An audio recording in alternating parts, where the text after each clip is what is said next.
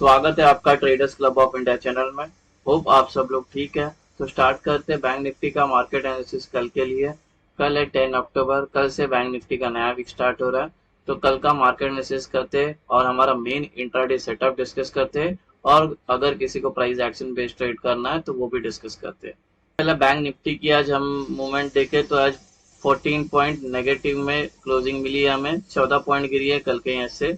Market ने आज अच्छा खासा होल्ड किया बैंक निफ्टी ने अपने आप को। अगर कल किसी को प्राइस एक्शन पे ट्रेड करना है तो ये जैसे हमने बताया था हमारे एक बेरिश फैक्ट पैटर्न है, इसको ब्रेक किया है और यहाँ पे कंसोलिडेट किया है।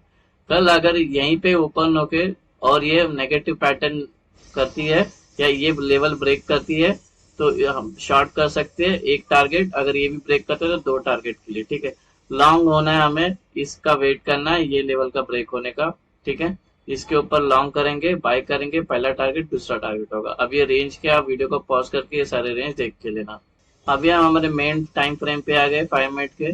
सेटअप डिस्कस करने से पहले आपसे रिक्वेस्ट करता हूँ, अगर आप चैनल पे नए हो तो चैनल को सब्सक्राइब करना और बेल आइकन को हिट करना, जिससे मेरी सारी वीडियोस की नोटिफिकेशन आपको समय पे मिलते रहे। वीडियो को पूरा देखना, बीच में स्किप मत करना। आप इन्फॉर्मेशन लेके जाके ट्रेड करके तो आप ही को नुकसान हो सकता है। वैसे ये टिप या कोई एडवाइजरी कॉल नहीं और ना ही हम सेबी रजिस्टर्ड है। ये एजुकेशन पर्पज के लिए वीडियो, तो इसको एजुकेशन पर्पज के हिसाब से देखना। अगर सेटअप पसंद आता है तो इसको पहले बैक टेस्ट करना, उसके बाद अपने ट्रेडिंग वियर में इसको यूज करने लेना अपने रिस्क पे। अभी हम और इससे रिलेटेड एक वीडियो बनाया है। इस सेटअप में आपकी और भी कोई डाउट आता है तो इस अलग से एक वीडियो बनाया है जिसका नाम है ब्रह्मास्त्र स्ट्रैटेजी। उस पर मैंने इस सेटअप से रिलेटेड सब कुछ डिस्कस किया है, तो वो वीडियो एक बार जरूर देख लेना, उसका लिंक आपको डिस्क्रिप्शन में मिल जाएगा। कल का हमारा न्यूट्रल पॉइंट है और नॉन ट्रेडिंग जोन है, और ये असेंडिंग वाइड रेंज है। और ये न्यूट्रल पॉइंट की जो नॉन ट्रेडिंग जोन की जो रेंज है मैंने यहाँ पे मेंशन किया। वीडियो को पॉज करके आपके चार्ट पे प्लॉट करके लेना। डिस्कस करते हैं रेजिस्टेंस लेवल। ये रेजिस्टेंस 1, रेजिस्टेंस 2, 3 और ये 4, ठीक है। जो रेजिस्टेंस 2 है उसके अंदर प्रीवियस डे है, रेजिस्टेंस 2 के अंदर इंक्लूड है, ठीक है। तो जो रेजिस्टेंस 1 है उसके नॉन ट्रेडिंग, हाँ, और जो हमारे रेजिस्टेंस होते हैं वो टेक्निकली हमारे नॉन ट्रेडिंग जोन भी होते हैं। तो रेजिस्टेंस 1 की नॉन ट्रेडिंग जोन ये है, और रेजिस्टेंस 2 की नॉन ट्रेडिंग जोन यहाँ पे मेंशन है। ये रेजिस्टेंस 3 की नॉन ट्रेडिंग जोन है और ये 4 की नॉन ट्रेडिंग जोन रेंज है। रेजिस्टेंस 5, रेजिस्टेंस 6 ये नॉन ट्रेडिंग जोन है। 5 की रेंज यहाँ पे मेंशन है नॉन ट्रेडिंग जोन, और ये 6 की रेंज है non trading zone. Support level discuss करते हैं। सपोर्ट 1, 2 और ये 3। सपोर्ट 1 के अंदर इंक्लूडेड प्रीवियस डे लो, और जो हमारे सपोर्ट भी होते हैं वो टेक्निकली हमारे नॉन ट्रेडिंग जोन होते हैं। जो सपोर्ट 1 है उसकी नॉन ट्रेडिंग जोन की रेंज ये है, और ये सपोर्ट 2 की नॉन ट्रेडिंग जोन रेंज है, और ये 3 की नॉन ट्रेडिंग जोन रेंज है। सपोर्ट 4, 5 और ये 6 ये नॉन ट्रेडिंग जोन है। सपोर्ट 4 की नॉन ट्रेडिंग जोन रेंज यहाँ पे मेंशन है। सपोर्ट 5 की नॉन ट्रेडिंग जोन रेंज है, और ये सपोर्ट 6 की नॉन ट्रेडिंग जोन रेंज है। सपोर्ट, रेजिस्टेंस और न्यूट्रल पॉइंट के रेंज डिस्कस हो गए। कोई रेंज समझ में नहीं आई तो वीडियो को पॉज करके वो रेंज आपके चार्ट पे प्लॉट करके लेना। अभी एंट्री और एग्जिट मार्क करते हैं। कल की हमारी एंट्री और एग्जिट है। जब नॉन ट्रेडिंग जोन बन जाए तो अपर साइड में ग्रीन एरोज मार्क करना और लोअर साइड में रेड एरोज मार्क करना, जिससे आपको एंट्री और एग्जिट आसानी समझ में आए। बेसिकली ग्रीन का मतलब हमें बाय करना है, लॉन्ग होना है। रेड का मतलब हमें सेल करना है, शॉर्ट करना है।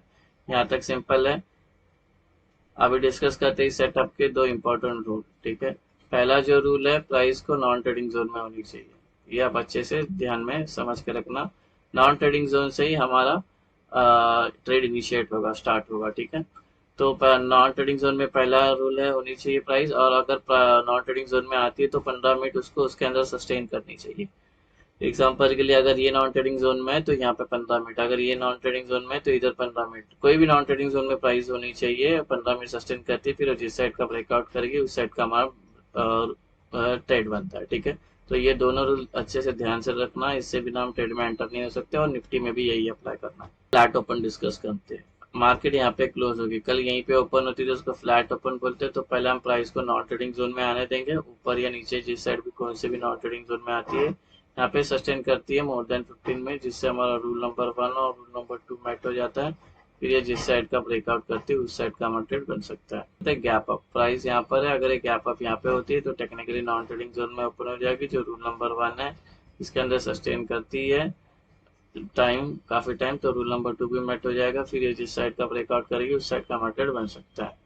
अगर ये यहाँ पे गैप अप होती है और यहाँ पे सस्टेन नहीं कर पाती है अपने आप को, एक ही कैंडल या दो ही कैंडल में गिरना स्टार्ट करती है या और ऊपर जाती है, तो ऐसे में हम ट्रेड नहीं लेंगे जब तक प्राइस नॉन ट्रेडिंग जोन में कंसोलिडेट नहीं होती है। एग्जाम्पल के लिए गैप अप होती है और एक गिरना स्टार्ट करती है सपोज, और इस नॉन ट्रेडिंग जोन में आके उसको एक सपोर्ट मिलता है, यहाँ पे टाइम स्पेंड करती है जिससे हमारा रूल नंबर 1 और रूल नंबर 2 मैट हो जाता है। फिर ये जिस साइड का ब्रेकआउट करेगी उस साइड का हमारा ट्रेड बन सकता है। अगर एक gap up non trading zones के बीच में ओपन हो रही है तो हम वेट करेंगे, पहला प्राइस को नॉन ट्रेडिंग जोन में आनी चाहिए।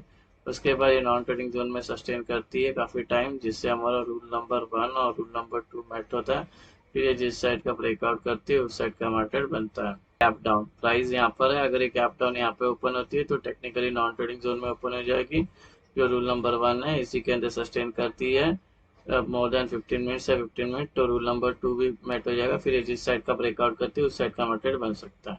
अगर ये गैप डाउन होती है और यहाँ पे सस्टेन नहीं कर पाती है, तुरंत ऊपर जाने लगती है और नीचे गिरती है, तो ऐसे में हम ट्रेड नहीं करेंगे जब तक प्राइस नॉन ट्रेडिंग जोन में नहीं आती है। तो ये यहाँ पे ओपन हो गई और सपोज ये ऊपर जाने लगती है और यहाँ पे आने के बाद इसको एक टाइम स्पेंड करती है जिससे रूल नंबर 1 और रूल नंबर 2 मेट हो जाता है। फिर ये जिस साइड का ब्रेकआउट करेगी उस साइड का मार्केट बन सकता है। अगर gap down non trading zones के बीच में ओपन हो रही है तब वेट करेंगे फिर भी प्राइस को नॉन ट्रेडिंग जोन में आने का। यहाँ पे ये सस्टेन करती है जिससे हमारा रूल नंबर 1 और रूल नंबर 2 मेट होता है। फिर ये जिस साइड का ब्रेकआउट करती है उस साइड का मार्केट बन सकता है। अभी टारगेट डिस्कस करते हैं कैसे लेना है। एज्यूम करते हैं यहाँ पे दोनों भी रूल मेट हो गए, ब्रेकआउट आया और अपने इस ऊपर के ट्रेड में एंटर हो गए, तो ये एक टारगेट, दो टारगेट और तीन टारगेट होगा। अगर ये वाला ऊपर का ट्रेड लिया तो इसके ऊपर के लेवल होंगे टारगेट। अगर ये वाला ऊपर का ट्रेड में एंटर हो तो इसके ऊपर के लेवल होंगे टारगेट। सेम वे अगर यहाँ पे सस्टेन करते हैं दोनों रूल मेट होने का ब्रेक डाउन आता है, अपने इस वाले नीचे के ट्रेड में एंटर हुआ है तो ये दो तीन लेवल होंगे टारगेट। अगर ये वाला नीचे का ट्रेड लिया तो इसके नीचे का लेवल होंगे टारगेट। अगर ये वाले नीचे का ट्रेड लिया तो इसके नीचे जो S2 है उसके दो लाइन है, वो दो लेवल होंगे टारगेट। तो सारे टारगेट आपको ऐसे लेने हैं और निफ्टी में भी यही अप्लाई करना है। अभी डिस्कस करते हैं OI का डेटा और सपोर्ट और रजिस्टेंस मार्क करते हैं, ठीक है। जैसे कि आज एक्सपायरी थी तो खास मूव ने दी, मार्केट कंप्लीट साइडवेज थी। अभी कल से जो नया वीक स्टार्ट हो रहा है उसका ऑप्शन चेन देखे तो कुछ खास उसमें समझ में नहीं आएगा आपको, डेटा अभी बिल्डअप हुआ नहीं। तो जिस स्ट्राइक प्राइस पे सबसे ज्यादा कॉल राइटर्स और पुट राइटर्स है उसका मैंने सपोर्ट और रेजिस्टेंस ले लिया, उस पर डिस्कस करते हैं। अगर कल हम अप ट्रेंड में चल रहे तो ऊपर हमें एक रेजिस्टेंस मिलेगा 51,600 का, इसको लग के प्राइस नीचे आ सकती है, ट्रेंड चेंज हो सकता है। बिकॉज यहाँ पे कॉल राइटर सबसे ज्यादा बैठे हुए, यहाँ पे सेलर एक्टिव हो जाएंगे यहाँ पे आने के बाद। तो इस ट्रेड में जब एंटर हो गए, भले हमारा रूल नंबर 1 और रूल नंबर 2 मैट हो जावे, लेकिन जब एंट्री की बारी आएगी ब्रेकआउट में तो यहाँ पे एंट्री जो बनेगी वो सेफ एंट्री बनेगी। गाइज हमने इस सेटअप के लिए दो एंट्रीज है, एक सेफ एंट्री और एग्रेसिव एंट्री। इसमें कैसे एंटर लाइन, इसकी एंट्री कैसी होती है और इस एग्रेसिव भी कैसी होती है वो मैं थोड़ी देर में बताता हूँ, फिलहाल के लिए इतना समझ लो, ठीक है। नहीं तो क्या होगा, अगर सेफ एंट्री नहीं करे तो ये यहाँ से रिजेक्शन मिलके ट्रेंड चेंज हो सकता है या नीचे आ सकती है, आप कैसे काट सकती है। अगर कल डाउन ट्रेंड में चल रहा है तो नीचे एक सपोर्ट मिलेगा देखने के लिए 50,500 का, इसको लग के प्राइस ऊपर जा सकती है। बिकॉज फुट राइटर्स के OI सबसे ज्यादा यहाँ पे मौजूद है, यहाँ पे बैठे हुए बायर्स, ठीक है। तो इसको लेके प्राइस ऊपर जाएगी, तो यहाँ पे भी या तो सेफ एंट्री मारना, एग्रेसिव एंट्री करोगे तो यहाँ पे अपनी आधी क्वांटिटी बुक कर लेना। अगर बड़ी कैंडल से ब्रेक डाउन आ रहा है तो ट्रेलिंग एसएल करते चले जाना। गाइस बैंक निफ्टी का पुट कॉल रेशियो 0.8 चल रहा है, 0.8 इंडिकेट करता है बेरिशनेस को, ठीक है, यानी कि इंट्राडे में बियर ज्यादा है बुल से। अभी सेफ एंट्री आपको बताता हूँ कैसे लेना है, ठीक है, और यही सेम निफ्टी में भी अप्लाई करना है, ध्यान से सुनना, ठीक है। तो ये अगर समझ यहाँ पे हमारा रूल नंबर 1 और रूल नंबर 2 है, यहाँ पे इसके अंदर टाइम स्पेंड करती है रूल नंबर 1 और रूल नंबर 2, ये ब्रेकआउट आती है। तो ब्रेकआउट वाली जो कैंडल है उसको छोड़ के नेक्स्ट जो तीन कैंडल बनेगी तीनों भी ग्रीन बननी चाहिए, उसके बाद जब एंट्री करेगी तो सेफ बुलिश एंट्री होगी, ठीक है।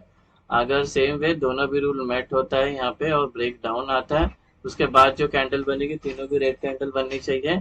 उसके उसके बाद जब एंट्री करेंगे तो ये सेफ बेरिश एंट्री होगी। अभी एग्रेसिव एंट्री डिस्कस करते हैं। एज्यूम करते हैं यहीं पे दोनों रूल मेट रूल नंबर 1 और रूल नंबर 2 है, यहाँ पे तो टाइम स्पेंड करती है, ब्रेकआउट आता है। तो ब्रेकआउट वाली कैंडल छोड़ के नेक्स्ट जो कैंडल बनेगी वो रेड ग्रीन बननी चाहिए, साइज कोई भी चलेगा।